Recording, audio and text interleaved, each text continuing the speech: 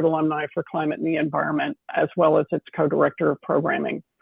HASTE, for those of you who do not know us, is the only university-wide official SIG, or Alumni Shared Interest Group, focused exclusively on climate and the environment.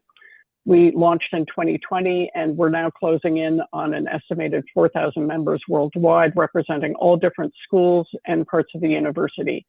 Our overall mission is built around 3 pillars, which is education, action, and community. And we invite you to go to our website to learn more and to join if you're not already a HASTE member. Today's event is focused on the role of agriculture in driving climate change, as well as its potential to become climate neutral. It's a continuation of a number of events that HASTE has held on the ag and food sectors. Today's event is brought to us by the HASTE Book Group with the support of the Harvard Business School Agriculture and Food SIG, the Salata Institute, and as well as Professor Wolfram Schlenker and Edmund O'Keefe at Harvard Kennedy School of Government. Now I want to hand it over to Kathy Lowry, who is the driving force behind the HASTE Book Club. Thank you, Kathy. Thank you, Eleanor. The book group was started in summer of 2022. So we're in our 4th year, and our goal is to bring people together across field. It's actually and we alternate between reading fiction and nonfiction, and both of those things give us a rich perspective and build, as HASTE does, we build community and hope and try to chart a path to climate action. If you want to know more about what we've been reading and possibly sign up for, if you sign up, you'll get information about the books. Please look at the links in the chat. And I want to dive right in to introduce our speakers today. Okay, thank you. All right, so Peter Lehner is the managing attorney, is the author of our book, Farming for the Future, and managing attorney for sustainable farming and food at Earthjustice. He's also was previously executive director at NRDC, the National Resource Defense Council, and he'll talk more about his background working for the New York Attorney General's office and the New York City Council, and how that's informed what he's doing now. He'll be in conversation with Professor Emily Broad-Leib from the law school. She's clinical professor of law and director of the Harvard Law School Food Policy Clinic, and also director of the Center for Health and Policy Innovation at Harvard Law School. And at the moment, she also is doing global work, engaging people in the topic of food waste. So she has been working with people in 20 countries, and that's going to increase to more. Can we dive right in now? It's wonderful to have you here. I'm excited for today's conversation. Yeah. Wonderful. Thank you so much, Eleanor and Kathy, for organizing this, and Kathy for the introduction. I'm delighted to be here. I love doing work with Peter. I'm delighted that we've had the opportunity to do a lot of collaboration over the years, and so it's really nice to be here. And of course, this book is really incredible. So excited to just facilitate a good conversation and then loop all of you in. So as you heard from Kathy, I'm a clinical professor of law at Harvard Law School. And before I start going with Peter, I want to just briefly explain what that means. It's sort of my public service announcement for the day. Like, what is a clinic at the law school, and what does it mean to be running a clinic on food policy?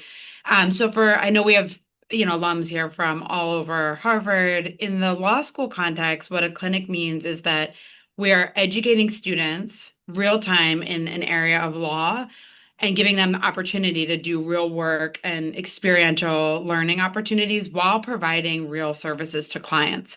So the kind of traditional law clinics do a lot of like direct legal representation for low income clients who can't afford that representation. So students are getting to get out of the classroom, do some of that work while providing those services. And the clinic that I run is a food law and policy clinic. I also run a center that houses a clinic that does health policy.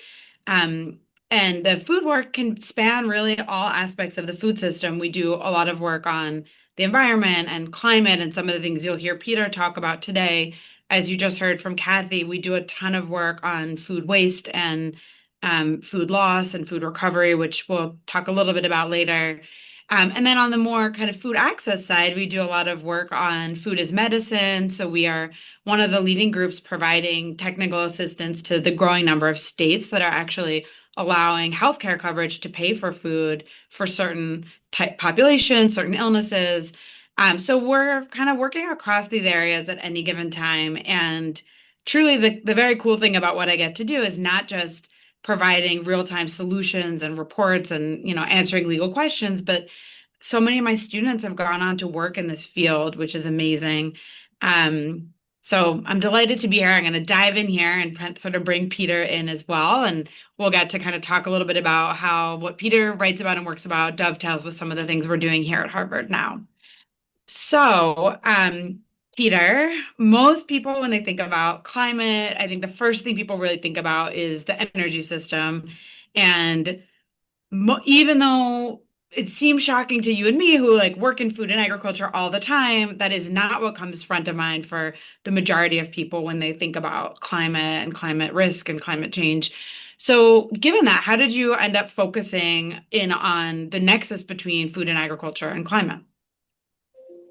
Thanks. Well, first of all, it's great to be here with all of you. And I was just looking at the list of books that you folks have read in this book club, and they're amazing.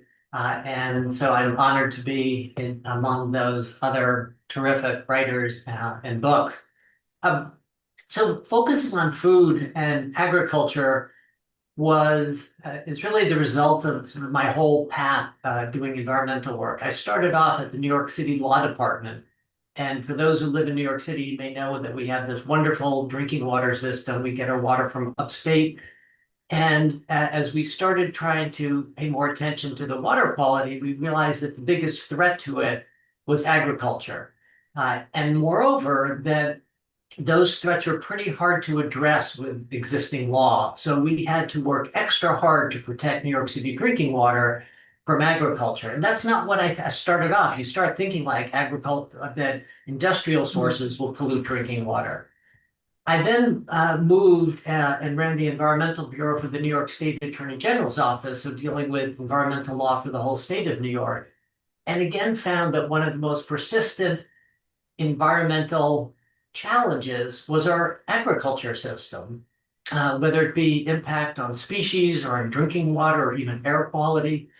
And again, that those were particularly tough to deal with. So I started paying more attention to agriculture as a sector of the economy that has tremendous impact on the environment, but that we didn't pay much attention to. And as I also then started paying more attention to climate change, realizing, wow, agriculture has an enormous impact on climate change, yet nobody talks about it. And so that's why I started focusing on that, trying to really sound the alarm and about this issue. Amazing. And so maybe bringing it back to now, why did you write this book? And I should say here, I mentioned earlier that one of the great joys of the work I do is not just like real-time legal work, but these amazing students that come through the program that now go on to do work in the food and ag space. So I know your co-author was one of my favorite, I don't want to say favorite, but one of my really successful alums who has stayed in the food and ag space, Nate Rosenberg. So talk about the book. What was the impetus for the book? And yeah. I think, well, I was asked to write a chapter of a much bigger book called Legal Pathways to Deep Decarbonization of the U.S. Economy. It was being edited by a friend and a colleague of ours, Mike Gerard at Columbia Law School, where I also teach. He said, "You're the only environmental lawyer I know who's working on agriculture. Will you write the agriculture chapter?" So I foolishly said, sure, and realized I was biting off quite a bit. One of the interesting things is that the Legal Pathways book followed on a book that looked at technical pathways. And that technical pathways book never mentioned agriculture. It only thought of other sectors of the economy. It completely ignored agriculture as a major contributor to climate change. So in the end, I had to write both the technical aspects and then the legal aspects of how to reduce the climate impact of all of agriculture. Not a surprise, it ended up being by far the longest chapter in the book. And so the publisher said, wow, why don't you expand it into a standalone book? And so that's what we've done. But when we looked at it, what I found writing about it is there was a mixture of either misinformation, that things were wrong, sometimes disinformation, intentionally wrong from one side or the other, or just complete ignorance. And so I was trying to address that. And fortunately, as you mentioned, Nate Rosenberg, my co-author, we read hundreds and hundreds of scientific and legal papers to try to get it right, because there was nothing else authoritative out there. It's amazing, and it doesn't surprise me that it was the longest, not because of all of what you said, but also like, we started this out with there's a dearth of sort of knowledge out there about how important agriculture is. So given that, I mean, what did you find that was surprising? How does the food system relate to climate change? What I think we found surprising was how important it is that agriculture drives a third of climate change. And for most people, it's an afterthought. But without significant change to their food system, we're going to face catastrophic climate change no matter how successful we are with decarbonizing our energy, transportation, building, and industrial systems, all of which we have to do. And the other thing we found is that the co-benefits, as we would say, or the other good things that would happen for our health, for water quality, for biodiversity, if we were to really think about changing our food system, are tremendous. While there's trade-offs in everything all around in life, in this case, almost everything that would help agriculture and our food system become less carbon intensive would have great benefits for other things that we care about. So, I think kind of building on that, one of the things I know from talking with you is that like there's been some other work to quantify the ag contribution to greenhouse gas emissions that the EPA has put out, which they say is 10%. You've said it's a lot higher than that. Can you talk a little bit about that and about why you think that? Like, where do we go if that's true? Sure. So as I'm sure everyone on the call knows, EPA used to issue an annual inventory of greenhouse gases in the United States. And that inventory says that the agriculture is responsible for about 10% of US greenhouse gas emissions. And other studies have shown that the food system is a third of climate change. So where's the difference? Partly it's US versus global. The US has much bigger industrial and transportation sectors. But it's also interesting that the inventory puts a lot of aspects of the food system in other chapters. So the energy that's in the food system is in the energy chapter, and the land use change is in the land use chapter. And perhaps most significantly, EPA doesn't really address at all the continuing impact of prior land use. We've already in this country converted hundreds of millions of acres of land from native forests and native grassland into agricultural land. And it's easy to see that if you deforest a new area in the Amazon, that's terrible and has a big climate impact. But there's actually still a climate impact from using land for one purpose or another, as we are, even if the land was converted 200 years ago. And EPA sort of ignores that. So if you put all of that together, it has a big impact. And I think it's also different. It's not just a question of numbers, it's a question of what's causing it. When we think about climate change, most people think burning a fossil fuel like coal or natural gas emitting carbon dioxide. Pretty straightforward. With agriculture, there's some of that. There's a fair amount of energy. fossil fuel used in tractors and irrigation and fans, and also manufacture of, say, pesticides and fertilizers. But most of agriculture's impact to climate change comes from this land conversion that I mentioned a moment ago, but also from, as I like to call it, cows, corn, and crap. Cows are belching methane all the time. And as a result, and most people would be shocked to find this out, cows emit more methane than our oil and gas sector. And methane, as I'm sure everyone on the call knows, is a very potent greenhouse gas. These cows and the other animals we eat also produce a huge amount of crap, of waste, call it. And that is often managed in ways that also releases methane and nitrous oxide, an even more potent greenhouse gas. And all these animals also eat a lot of food. And much of that food is grown in intensive managed crops on which we put a lot of fertilizer, too much fertilizer, more fertilizer than the crops can take. And as a result, those crops are releasing nitrous oxide. So you have the cows and the food they're eating and their waste. And it's not just the cows, it's the cows, the pigs, and the chicken, but cows are by far the biggest impact. And that contribution of methane and nitrous oxide plus the land use is what drives this enormous climate impact that for most people is invisible. Mm-hmm. Totally. So like bringing it sort of, I like how you set up a little that when you were working on the legal pathways book chapter, like you had to do like the technical side and the legal side. So kind of bringing it to some of the legal side, one of the things that my students read in class is actually a couple different pieces that talk about, this issue that agriculture in US law is given like a free pass in so many ways. So one of the articles that we read is about calls agricultural anti-law. It's like almost it just like sits outside of all of these other environmental laws.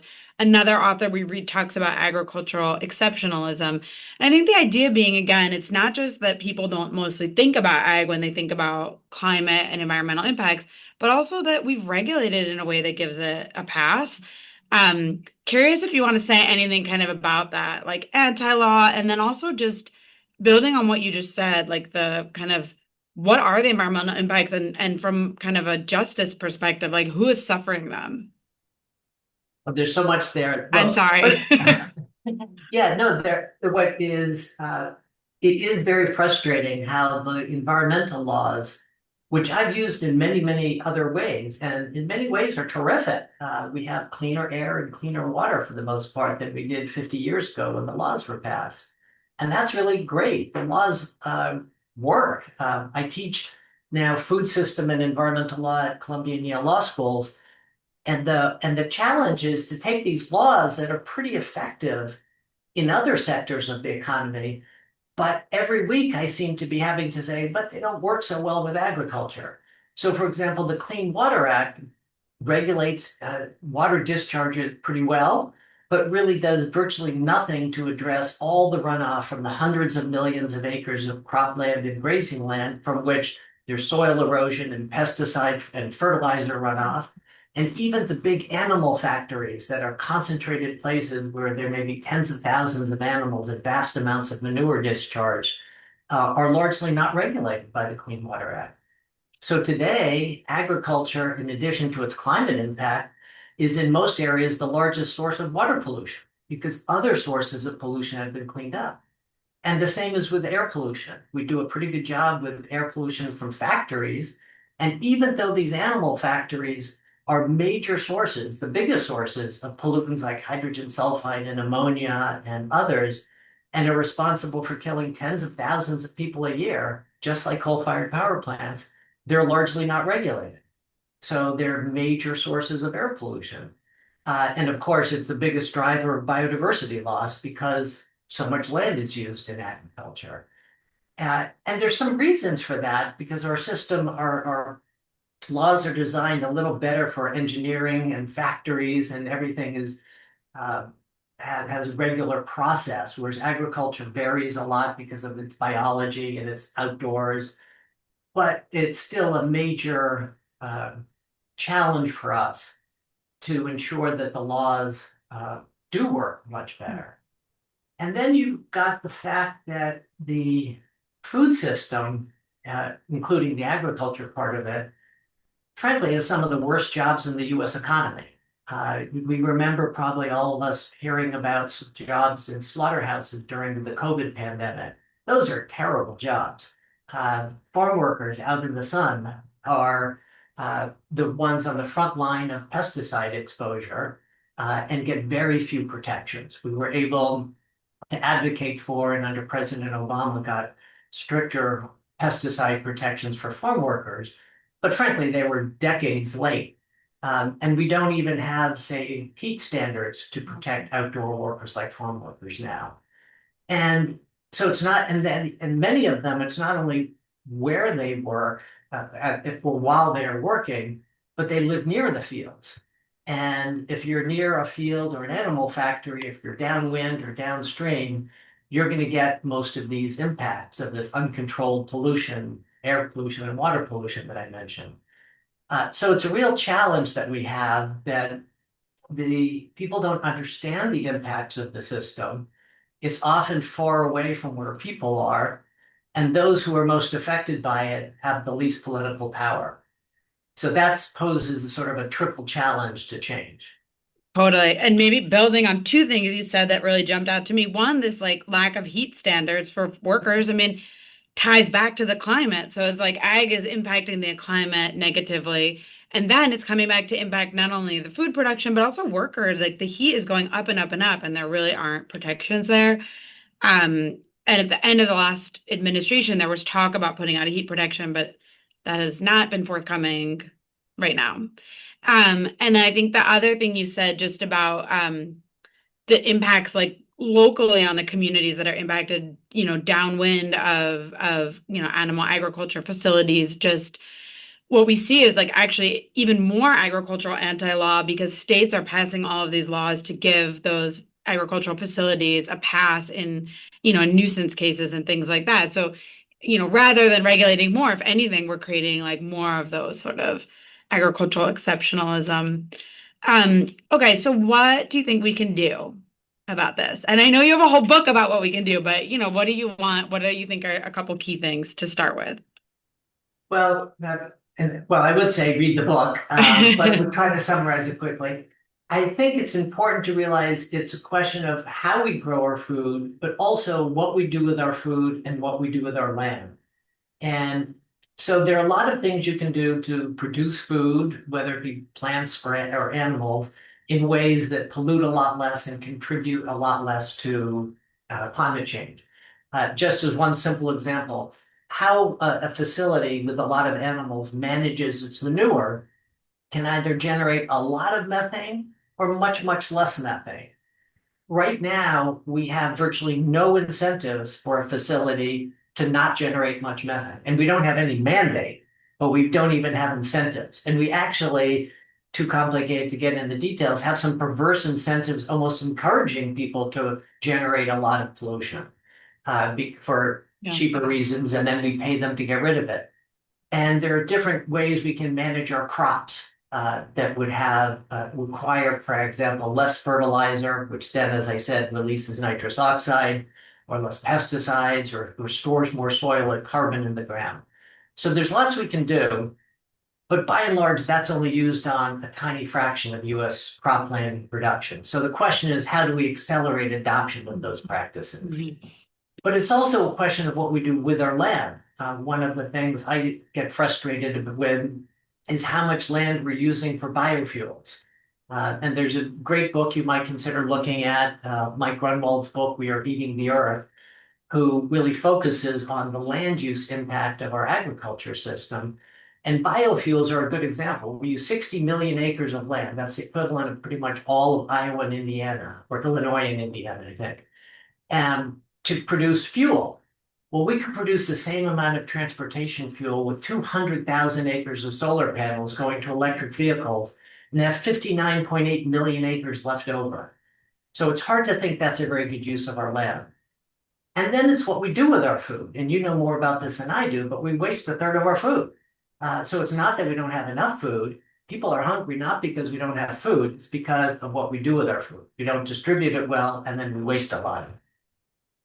Don't get me started on food waste, Peter. We could talk about that the whole rest of the time, but maybe to take a few minutes on it.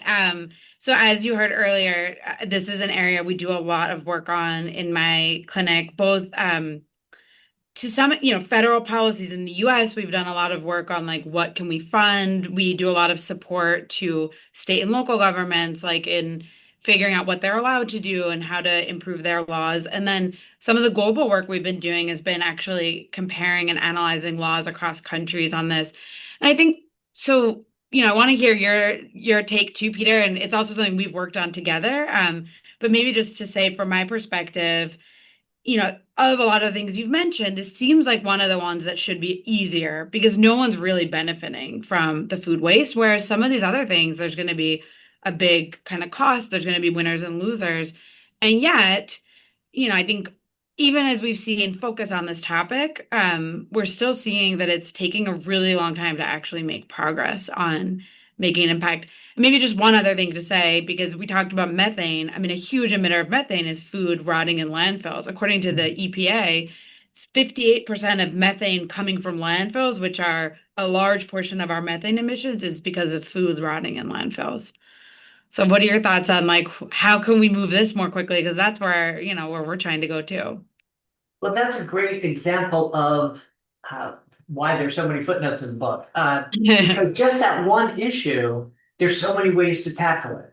One, for example, is at the municipal level, trying to divert food waste from landfills to composting. And because at a compost facility, it degrades differently and doesn't release methane, it only releases carbon dioxide.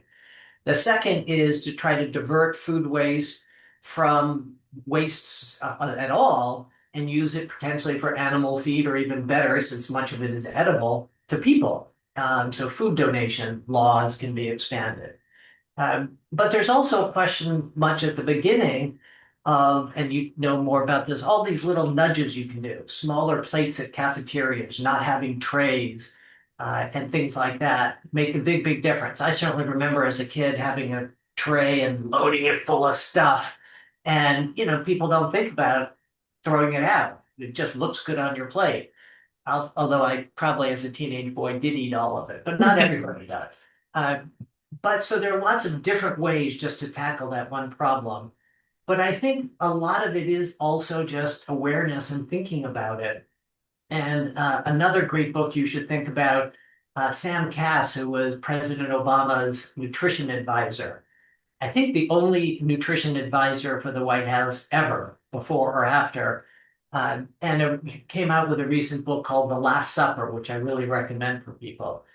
And he suggests that changing culture is really the basis of changing policy, changing business and others. And we have to change culture at every level. Everyone we talk to is an opportunity. And so food waste, there's some of it's at supermarkets and some of it's at restaurants, but a lot of it's in our homes. So that's where changing culture and changing attitudes can make a big difference.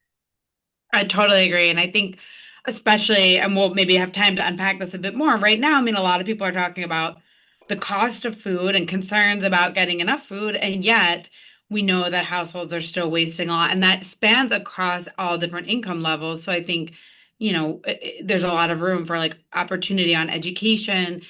One issue I know Peter and I have worked on a lot, and I won't spend too much time on it, is the date labels on food, which, at all income levels, people are really confused about them. And it's crazy. We are the only country, we have now researched 27 countries. The US is the only one that doesn't have a federal law creating standards on those. So Peter and I can derail on date labels, but moving along, I want to talk about another policy area, which is, you talk about a lot in the book, but also, so it is the US Farm Bill. What I was going to say was, I mentioned earlier this agricultural anti-law. We also read an article in my class which says basically, because all environmental laws exempt agriculture, the Farm Bill, which is not considered an environmental law and doesn't actually regulate much, it just provides funding.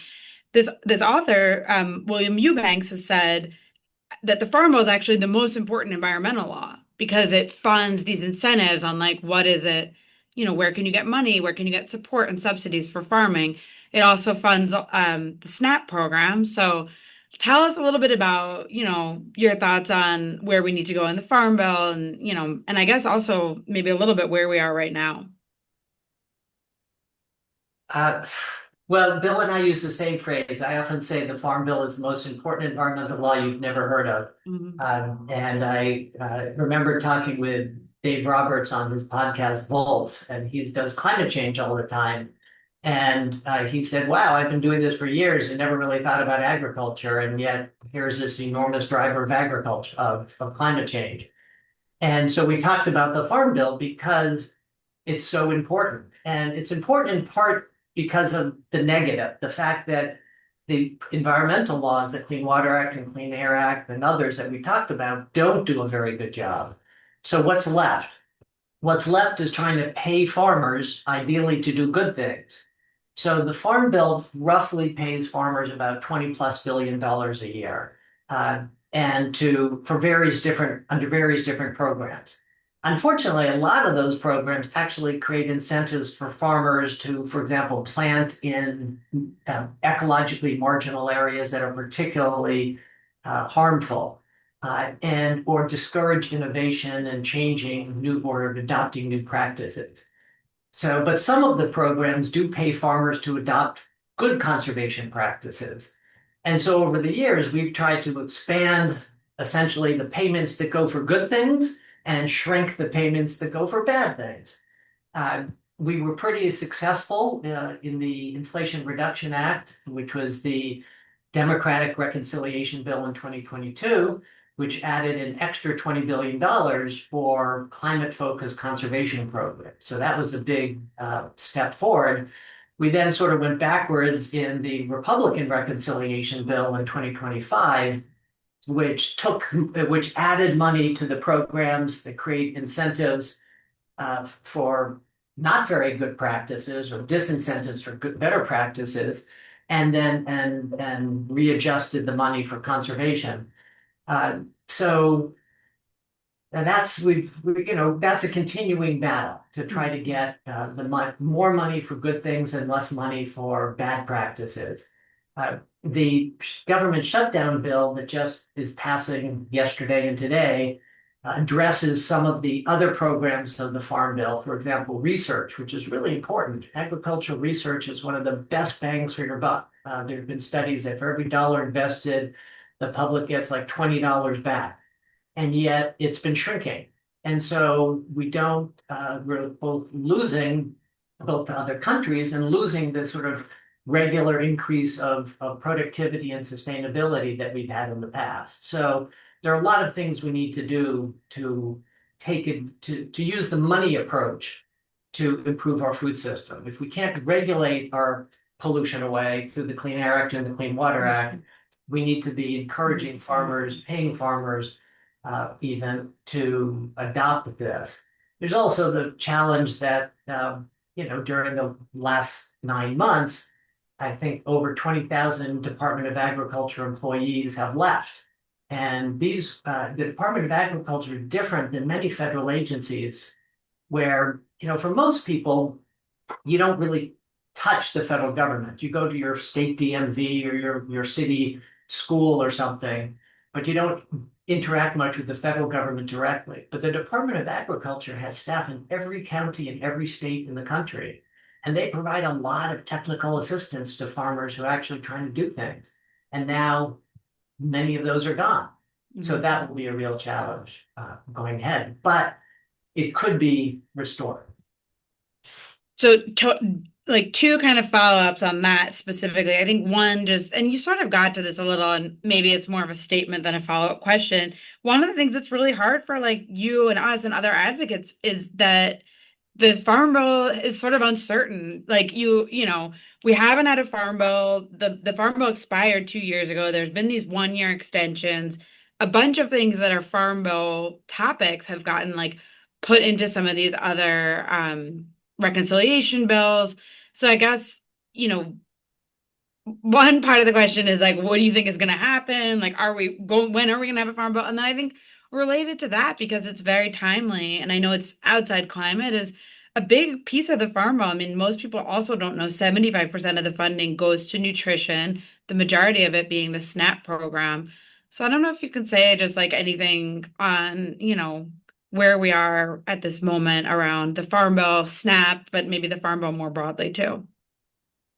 Well, I think at its simplest level, with the bill that's just getting passed today, yes, the last couple of days, some of the basic SNAP will be funded for a year, but we still have all the question marks for moving forward.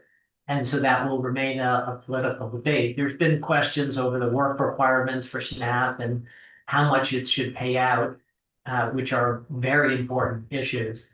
But I think that what we talk about in the book is what we realized is the Farm Bill is this enormously important law for people, for health, for land, and yet nobody knows about it. And when we're down in Washington lobbying on it, what you see is that really it's only the sort of big commodity agriculture groups that engage on the Farm Bill. And yet everybody's affected by it. Agriculture uses over half the land in this country. Just think about flying anywhere and you look out the window. What do you see? You see land altered by agriculture. And that's why agriculture has such an impact on biodiversity and water and air. But it's also what we eat every day. And it's sort of crazy that this Farm Bill that has such an impact on our air, our water, and our food, that its eaters are barely present advocating in Washington for a Farm Bill for healthy food, or people who are breathers, who breathe and want clean air. So what we talk about in the book are all the other constituents that really should start paying attention to the Farm Bill, because right now they are not. What's going to happen? Hard to say. What's your crystal ball say?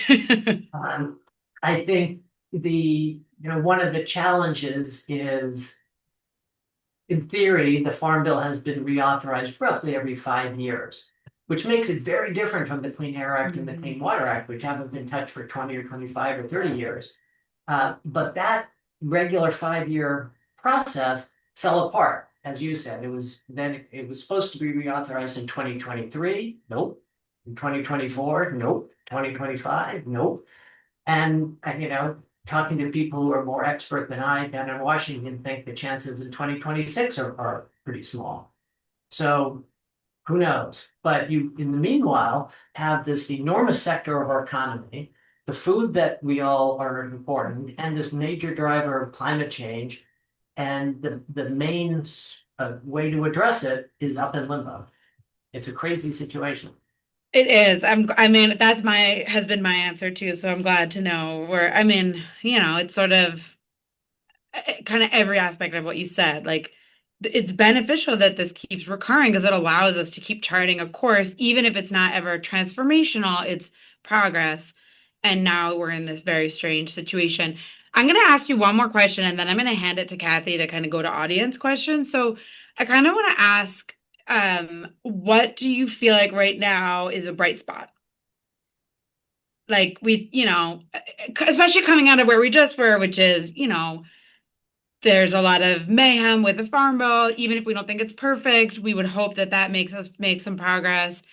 So you can take the question wherever you want, but you tell me what's a bright spot? Let me step back a little bit and say, during the Biden administration, this was really the first federal administration that tried to address and think about agriculture's impact on climate change. And I should say it's really important to recognize that agriculture is uniquely threatened by climate change as well. It's more dependent on stable weather patterns and more harmed by floods and droughts than most other sectors are. And so it's very much of a two-way street, agriculture and climate change. And the Biden administration really tried to address that, both through the Inflation Reduction Act, as I mentioned, but using other efforts like what they call the Partnership for Climate Smart Commodities, trying to really accelerate adoption of climate smart farming practices throughout the board. And I can't say I agreed with everything they did, but they were really taking it seriously and trying to push that. Unfortunately, this administration has really backed down from that. One of their earliest efforts was to take off all mention of climate change from their websites. And farmers really need climate and weather information, obviously. Fortunately, we were able to sue them and they put it back up. And this administration also canceled or froze or terminated a lot of the grants that had been started in the previous administration to giving support to farmers and communities to adopt climate-friendly practices.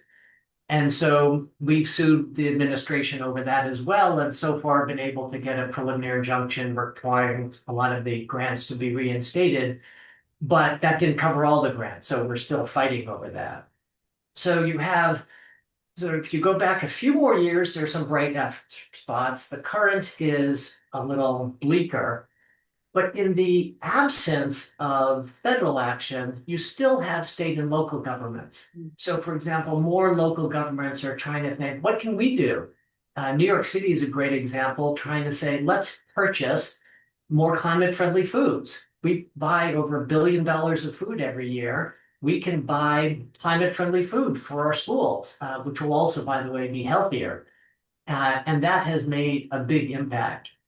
States are continuing the effort, even as they sometimes protect agricultural pollution, Emily, as you mentioned before.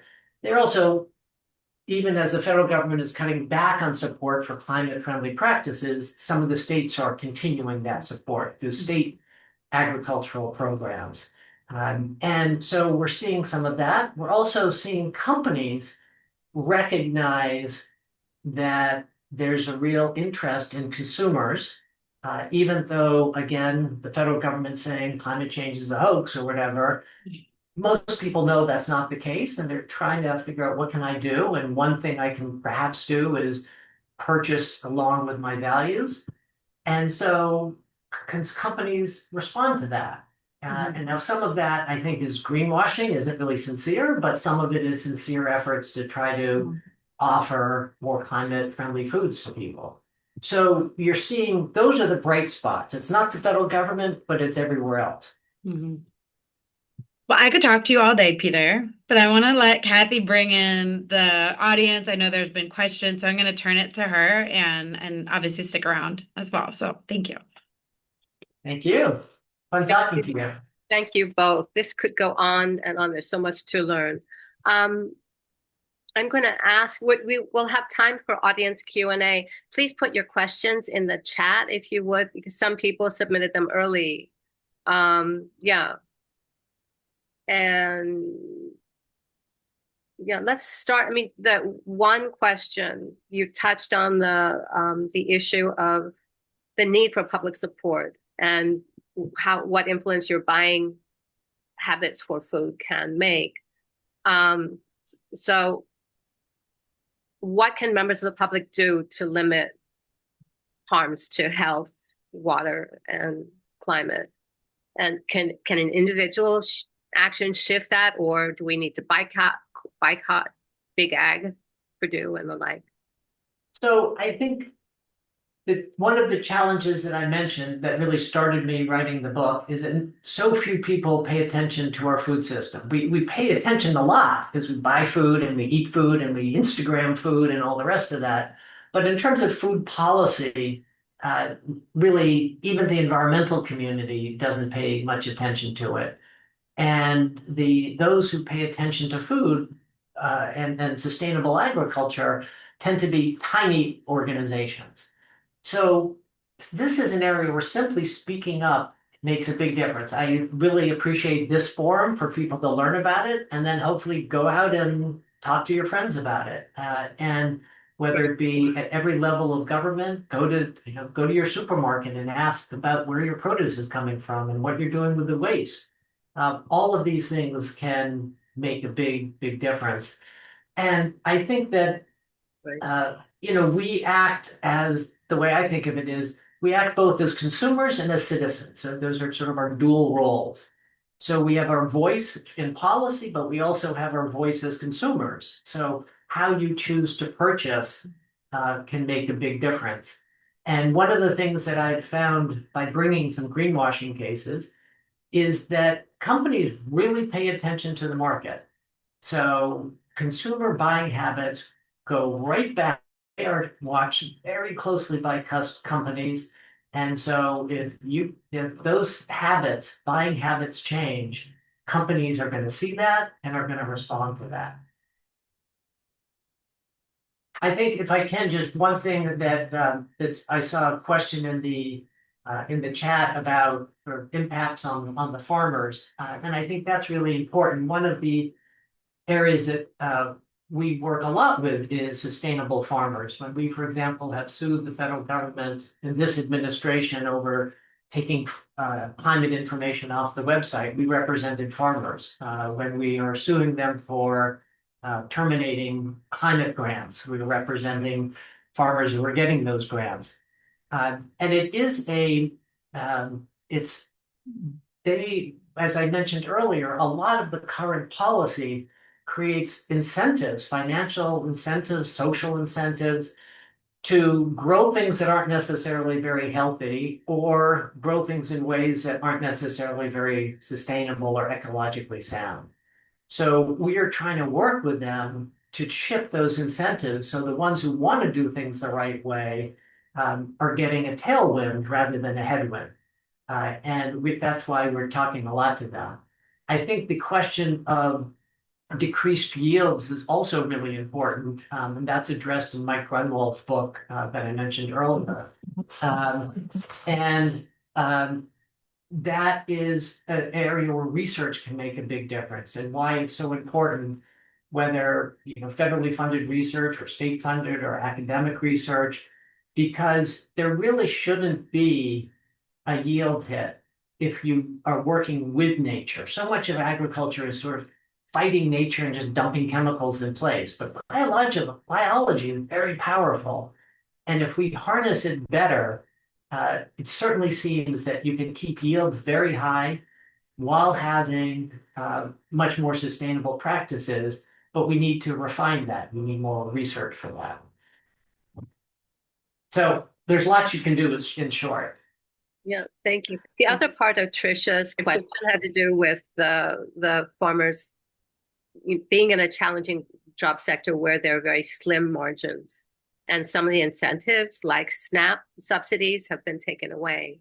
So either on the policy level or as individuals, how can we push back in that place? Well, an interesting thing about agriculture is if you're not in it, you tend to think agriculture and everybody who produces food is the farmer. But in fact, the farm sector has lots of different subparts. Say there's somebody who's growing some crop. They have to buy ingredients, fertilizer, seed, pesticides from some companies, and then they have to sell their crop to some other company that processes it into what you make. And while there are lots of different farmers out there, and the margins for them are fairly small and they're tight, indeed, what's remarkable is how concentrated the agro-industrial industry is. So there's 2 or 3 companies that control most of the fertilizer, pesticide, and seeds that are available in the market. There's 2 or 3 or maybe 4 companies that control virtually all of the meat, the beef and the pork and the chicken. There's a handful of companies that control most of the retail. And those companies, if you look at their profit margins, are doing great. So as you have to really disaggregate the sector and realize that the farmers who are caught in between the sort of the agrochemical companies and what we call the integrators, the ones who buy the chickens and the beef and process it and slaughter it and sell it, those are the ones where there's opportunity to encourage them to do better practices, but are also the ones that are caught in the middle of this highly concentrated system.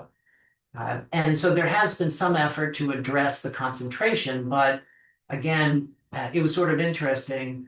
And there's a couple great books, one called The Meat Racket by Chris Leonard and another one called Barons by Austin Frerichs about sort of the concentration of the market and how it came about. And President Obama tried to get an antitrust division to try to fight back against this.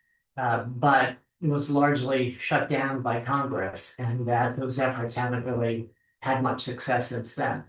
So we have to understand that dynamic of the market in order to think about how to respond. I was just going to say one thing first. I'm glad you mentioned Barron's. Austin actually is here today speaking with my students. So he's doing a talk now and then coming over here for like a lunch discussion. But I think there's a lot of interest. So, as Peter said, this sort of like consolidation antitrust angle, which, again, I think there's bipartisan interest in it. There was a lot of momentum in the last administration, but at least when you kind of drill into you know, the language and the impacts, I do think there could be interest there too. So that seems to me like also an area where we're not seeing that much happen, but could be a place for people to push in this administration because it ties to like so much other of the messaging. Right. Thank you. We have two questions that are related. One is, do you have insights into the current use of the word regenerative for agriculture? It's been a replacement for organic. And the second question is, do you think regenerative farming, whatever it is, can be scaled so that it has a foothold vis-a-vis industrial? So I think it's a great question because regenerative is a word that has gotten a lot of buzz down in COP30 at any food or agriculture conference. It's getting a lot of buzz. And as a concept, it's terrific. I think of it as largely using nature to support production rather than killing everything off and then throwing some chemicals in to make up for the lack of biological forces. So in theory, regenerative agriculture can and should be terrific. And it can be how we grow crops, how we grow animals, integrating crops and trees, perennial crops, rotating crops, lots of different things. The challenge as a policy matter is that it's a word that is undefined. And so anybody can use it at this point. There have been a few places that have tried to put strict standards on the word regenerative and to have it mean something very specific. And perhaps even be audited before you can say you're regenerative. You have to meet lots of specific standards and have that be provable. And that's good. And however, for many companies, they can say they're regenerative pretty much no matter what they do. So if a consumer looks at something and it says this is regenerative, it could easily mean close to nothing. And when a term means close to nothing, you've got the double whammy. You've got consumers who think it means something and might pay for that, thinking it means one thing, but it doesn't. But you have the other side that companies that are doing it and trying to use better practices don't get the benefit of that. And what we do know about regenerative now is that very often it's not something you tweak and you start it today and the results are tomorrow. It takes time to change. These farms that are these industrial managed chemical dependent monocultures have developed a system over decades, and the soil was shows that the impact of that. And if you start moving to regenerative practices that maybe restore soil health and restore biodiversity and increase the power, the natural fertility of the soil, it won't happen overnight. It may take 3 or 5 years. And during that time, you're going to be spending more, you're going to have to learn new things. And right now, the market doesn't really support that transition. So I think what we need to think about is how to have a term that means something. And so I'll admit I'm on the board of the Rainforest Alliance because I manage a farm that is Rainforest Alliance certified now. And Rainforest Alliance just issued a very extensive set of standards and requires a third-party auditor before they'll call you regenerative. I think that's sort of a good thing. But a lot of it is not so good. So you have to be very careful what you see, and we should be pushing for better sense of it. Again, so it's a good concept, but it's already being abused tremendously. Okay, we're up to time, but there are a couple questions. There's a wonderful question from Sandy Lee with Chun with Class Act. can you see common values, some common values shared by both Democrats and Republicans that would allow them to agree on policies that would reduce agricultural and food's harmful impact on climate and health? I think I'm going to separate out Republican and Democrat politicians from people of all different political persuasions, because I think people really do want healthy food, particularly for their kids, but for themselves. They don't particularly want to pollute the water of their neighbors. They do know that weather is changing and it's frightening, and they love climate stability. So I think there's actually a lot of common ground among most of us. I think, unfortunately, that then gets sort of lost in the sort of whirlwind of partisan politics right now, where it's very hard to figure out what's going on. So I'm not going to comment on that. But I do think the fact that there's common ground, that we all want food that is meaningful to us, and we don't want to think, wow, this food that I'm eating came from land that was poisoned and produced by workers that were exploited. That doesn't make your food taste very good. And I don't think it would taste good for anybody. So all of the rest of us, the ones who aren't in political power, have to start speaking up more about the food system they want. And as I mentioned, when Sam Kass talks about culture change, every opportunity to change your culture in your school, in your town hall, in your university dining room, all of these are opportunities to start changing the culture. And that's what we have to do.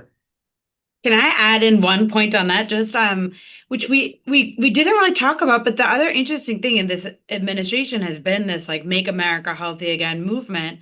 And I'd say the core of it is more about like diet-related disease and what's in food and additives, which we also do a lot of work on. But there's also this broader messaging about better soil health, regenerative agriculture, local foods.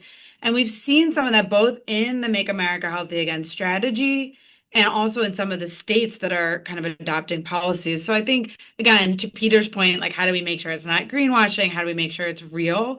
But I think the fact that that is in the kind of like ethos right now, as part of that movement, also gives an opportunity, and back to Peter's point as well, to think about and look at what states are working on and local governments, and how do you maybe use this as a moment in states that haven't traditionally made that a big focus of theirs to move those things forward.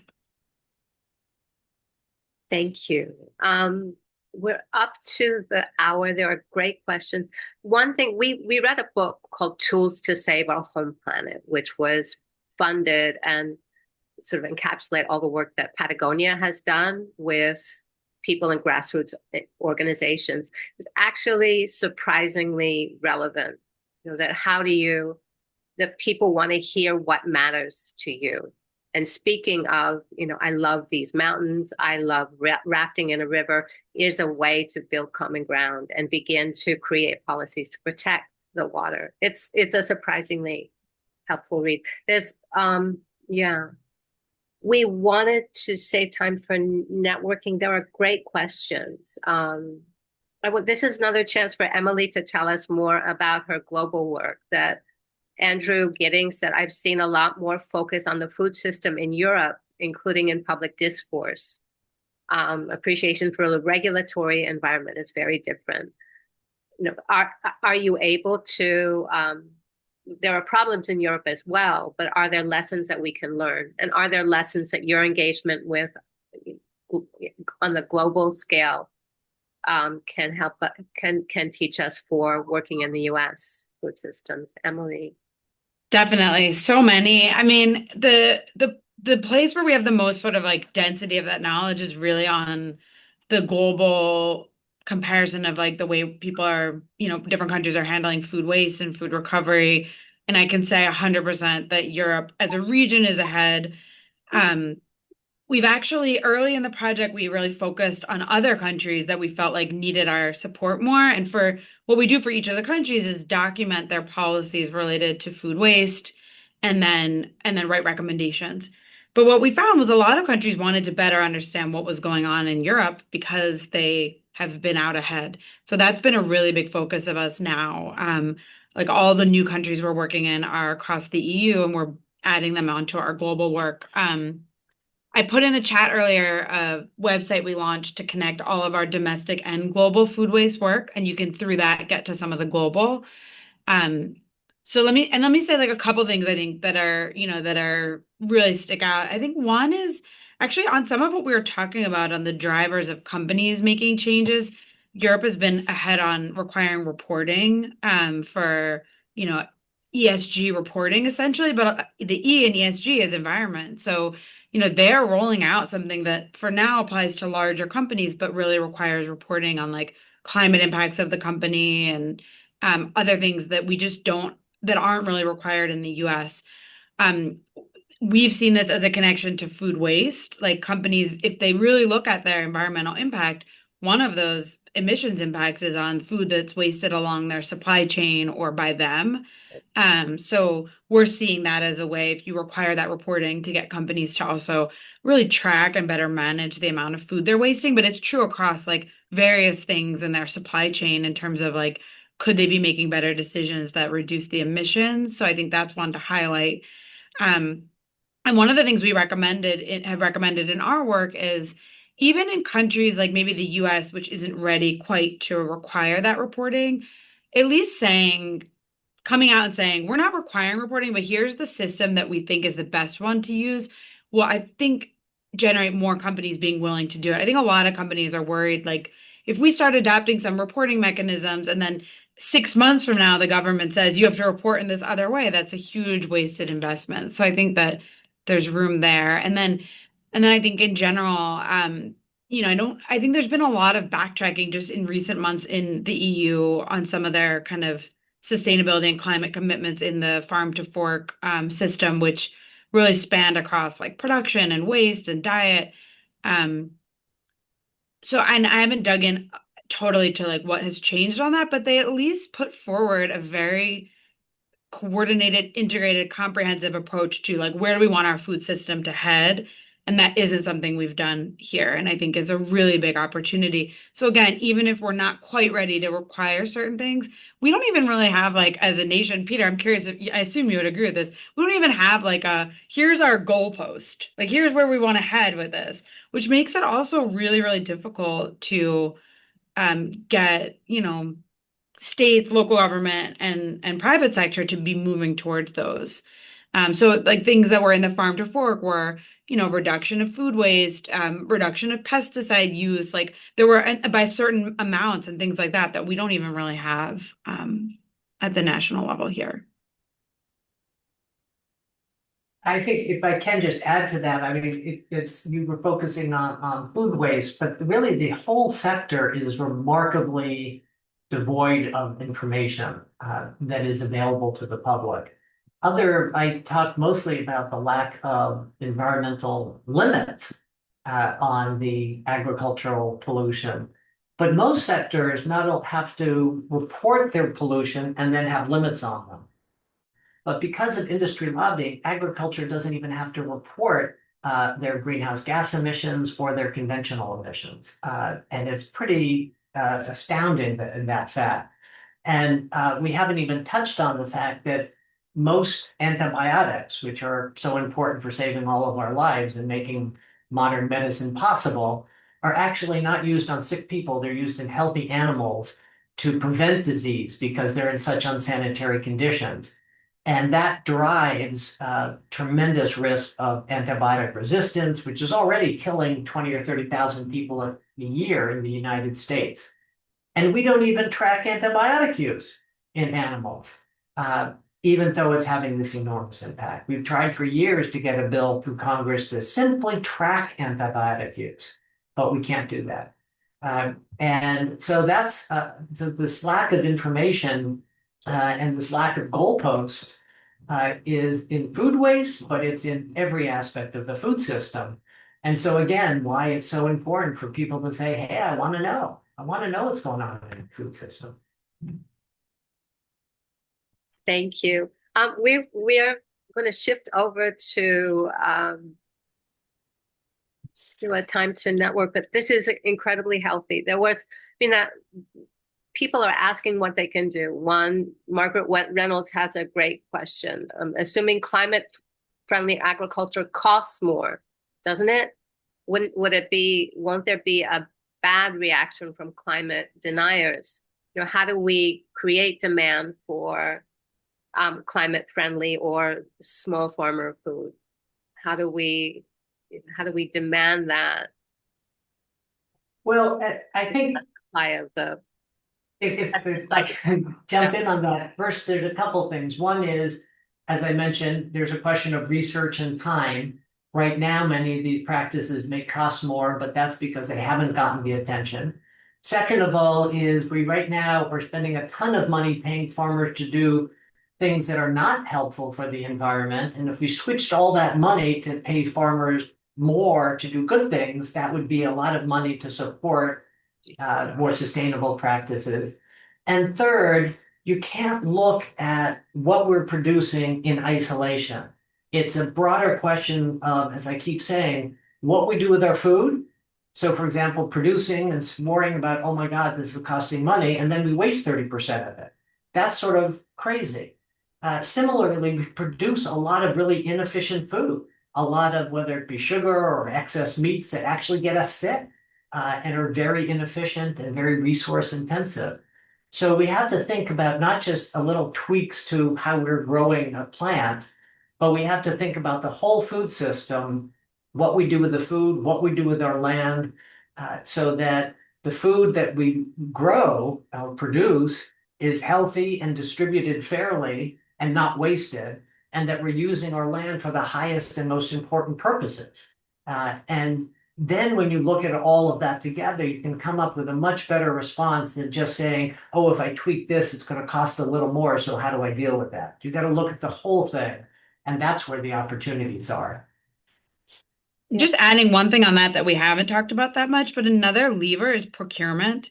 Like the decisions of, institutions like Harvard, like local and state government, federal government, on also making decisions that they may want to spend a little bit more money because there's all these other benefits and at least not all the externalities we've been talking about.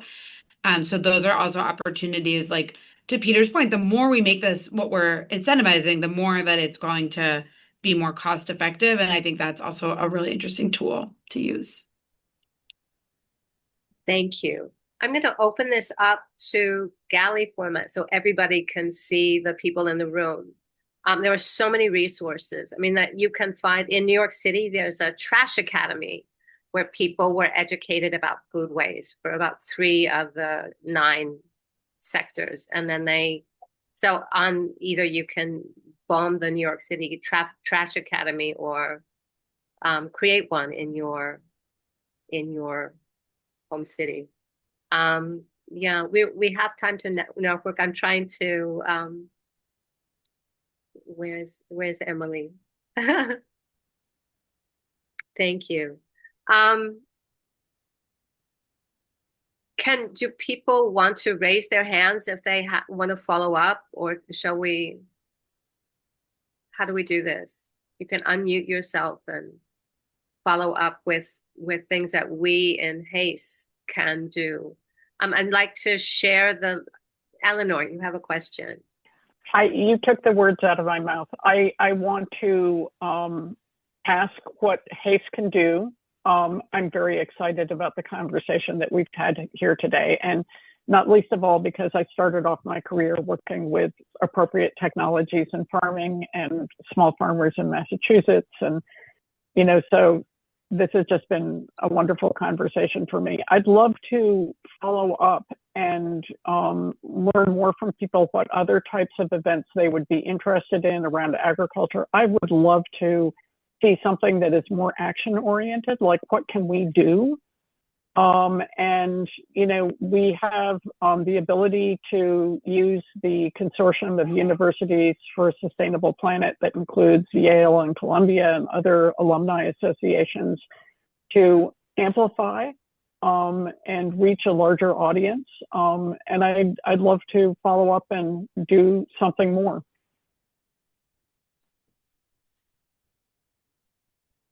Kathy, you're on mute. I'm muted. I just say a huge thank you to Peter Lehner and Emily Broadley for sharing your time and information. We have to learn much more, so much to learn. So there are links for joining HASTE here. Oh, you're lovely people. I have a comment to make, but I see Claire has her hand up first, so I'd want to defer to her. Okay, and then you're in line. Thank you. Hi, Claire. I did want to follow up on, what could HASTE do? And I wonder, totally appreciate the focus on the Farm Bill. It could go on and on about the good it could do and the bad that it frequently does. I also thought there's a lot of local efforts and state efforts that are very relevant to demand pull for regenerative food or for improved waste handling. I'm in California and I'm very aware. I'm wondering about some HASTE sort of action-oriented discussions with experts and group discussion to look at things like school lunch programs.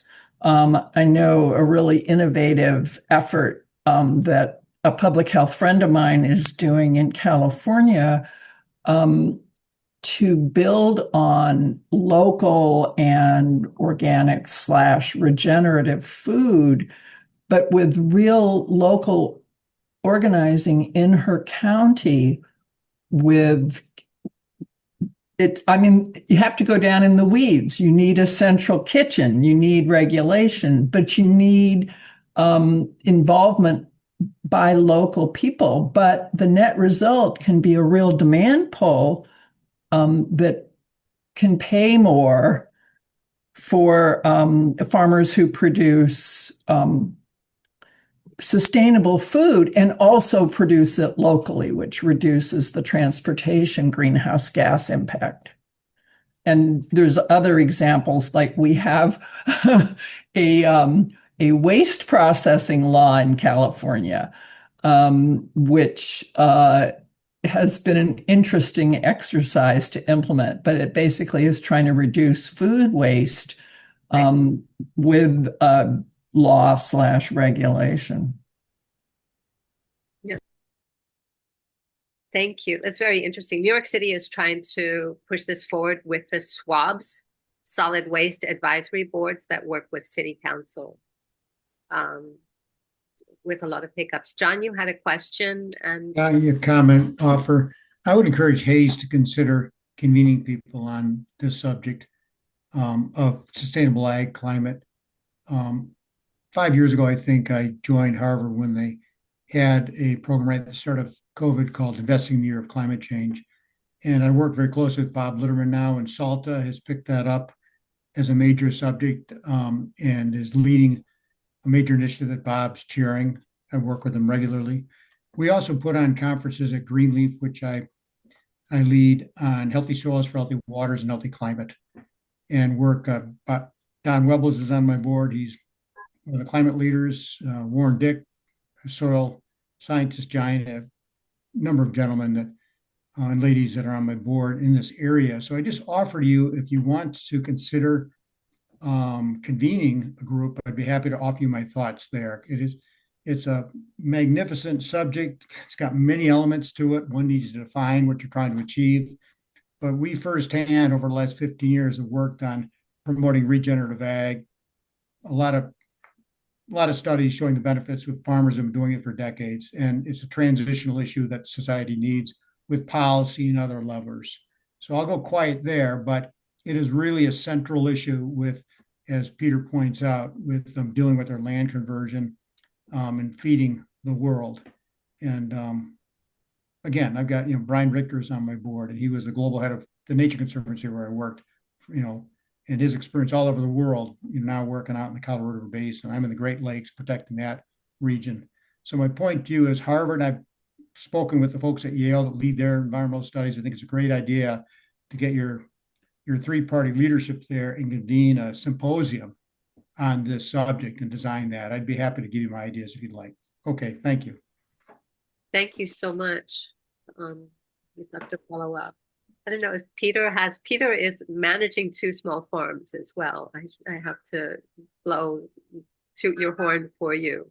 So if you have legal expertise and on the ground expertise.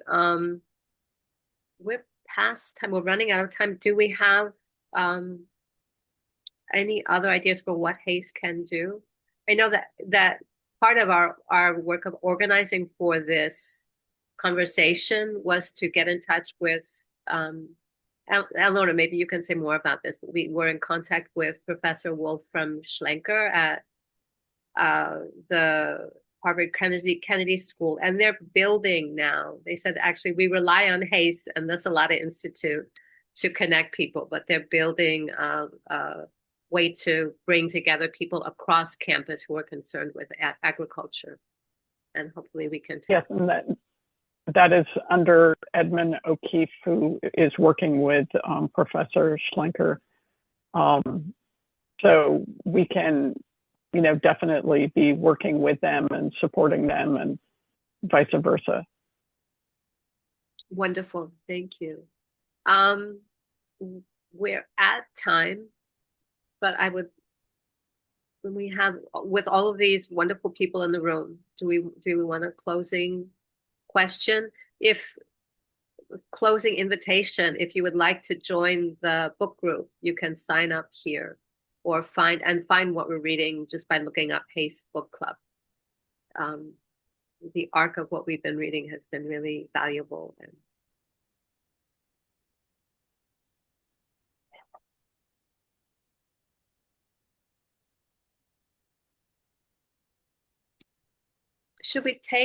Eleanor, should we take this question? At what government body, at what level, will be in any position to oversee a review of the whole U.S. food system?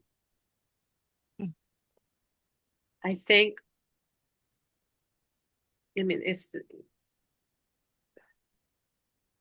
think sometimes, Peter, do you want to speak to that? I mean, in some ways, we as individuals need to advocate for what we want and call a representative. Well, there have been some studies by the National Academy of Science and Medicine and others. And I mean, I'm not sure I would recommend a sort of a comprehensive overview, because if it were really comprehensive and detailed, it's so big. And one of the challenges with food policy is that are you trying to help farmers keep economically sound? And the U.S. Department of Agriculture is unusual in that it's very much their mission as supporting farmers economically, not protect the environment, not produce good food, but supporting the agriculture sector. But farm policy also has a big impact, say, on rural economies, rural communities. The concentration that I talked about earlier is in part responsible for the fact that most rural communities are losing money, losing economic vitality, and creating among other things, the social and political rift we're seeing in the country.